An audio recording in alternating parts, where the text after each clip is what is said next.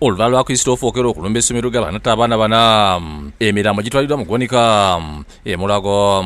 Bazadde b'abaana bano bagenzeeyo kunona emirambo gy'abantu baabwe. Kuno kubadde kuli omusirikale wa UPDF Jackie Yamuno agambye nti okufa kwa muwala we Keisha kumukubye wala.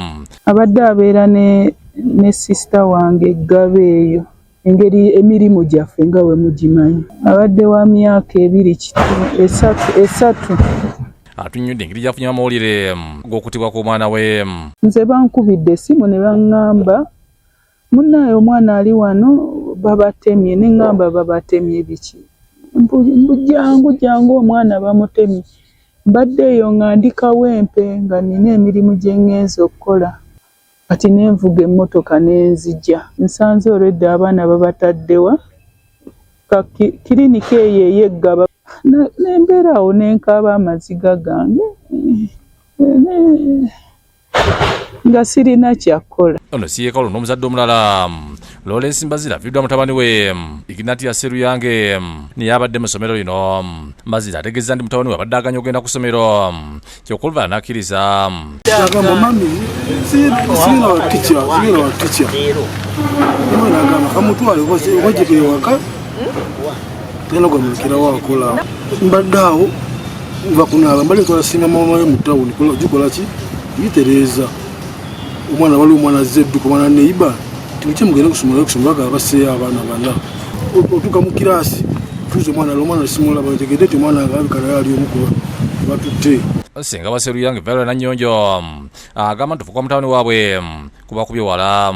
Bagamba mutabani we bamusazeeko omutwe nze bamusaze batya.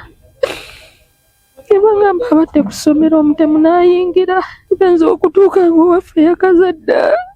Seruyange agenda kuzikibwa Gomba ate Keisha agenda kuzikibwa Gulu. Ye Simon okulu taata w'omwana lahanodde ku mwaka 1.5 naye atubulidde ebibaddewo. Naye yansoose okukeera okugenda ku mirimu gye. Yankubidde n'aŋŋamba sooka ogende ku ssomero wali obuzibu butuuse ku baana ku ssomero. Nze mu kubasimu era mvuze obuzi mmotoka nengendawo era ntuuse omwana olwedde bakoze ki okabalaza yeebase. Agambye nti omwani bagenda kumuziika Paalisa bano babalidde emiramu gy'abaana baabwe okugitwala okuziikibwa. Mwekyo tuwayiza n'abakulira ekirongole ki Network for Early Childhood Development Uganda ne bakungubagira abaana bano abattiddwa mu ntiisa nga bakolemeddwamu ssentebe wa Helen Grace Namulonda basinze ku kitebe kya Wentinda ne bavumirira ettima n'obukambwe obukoleddwa omutemu alumbye essomero n'atta abaana. Tuzze wano okukungubagira wamu ne bakadde b'abaana baffe abafiiridde mu nsasagge egudde eggaba kitalo nnyo kitalo ddala.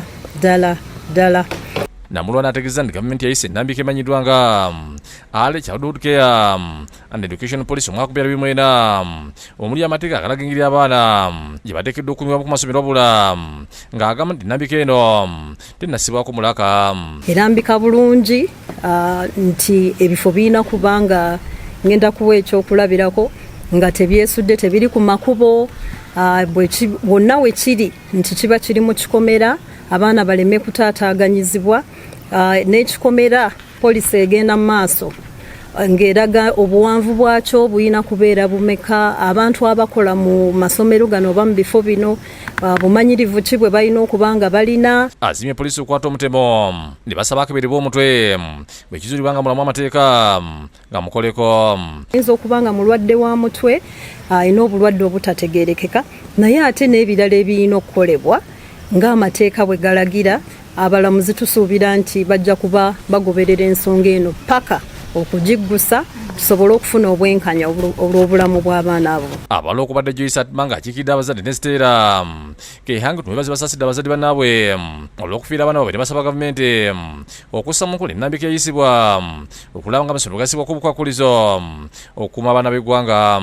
Buli muntu yenna ageza okuteeka to establish an ECD center oba pre-primary alina okusooka undergoing training naddala ku safeguarding engeri ki abaana bwe basobola okulaba nti abaana baba keeping safe. Mugezeeko mulabe nti ebino bifo birina security wali ku gate wali ku mulyango kubanga obwana buto nnyo tebasobola kweyamba ku bantu bano babatuusako obulabe. Mwekitwayiza muno mukugumu kubudaabuda abantu ali male n'avumirira ebikolwa bino byagambye nti bikozesa ddala omuntu bwongo abadde abalabye n'abawulira abatandikirwako mu kitundu ekyo bakoseddwa, ggwanga lyonna likoseddwa abalabye ebintu bino byonna era ababiwulizza, ate n'ekitundu ekyokusatu n'abanaabiwulira n'abalala abanabisomako bonna bajja kuba nti bakoseddwa.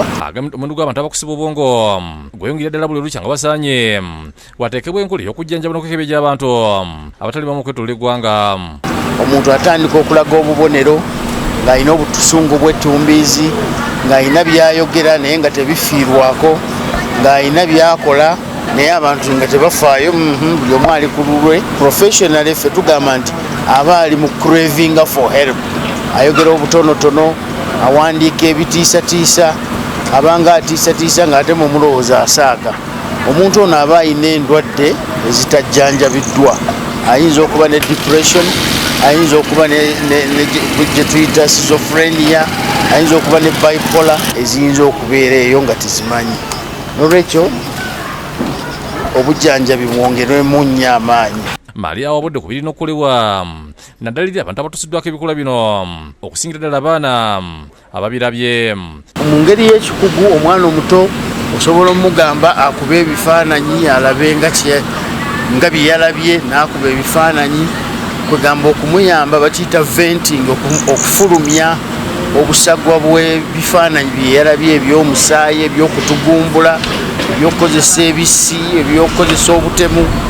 Ebifaananyi ebyo tebirina kusigala mu bwongo bw'abaana bano ababirabye, todati bw'atuuka mu bukulu naye tayiga ebyo byebimu ne bigenda nga biddayo okupuleyinga mu bwongo bwe nga kaseti naye n'akituusa ku bulala. Awo nsaakutira abantu abalina okusomozebwa okutali kumu kwesa enkola endala ey'okulaga obutali mativu so si kwenjira mu bikolwa eby'okutta abantu.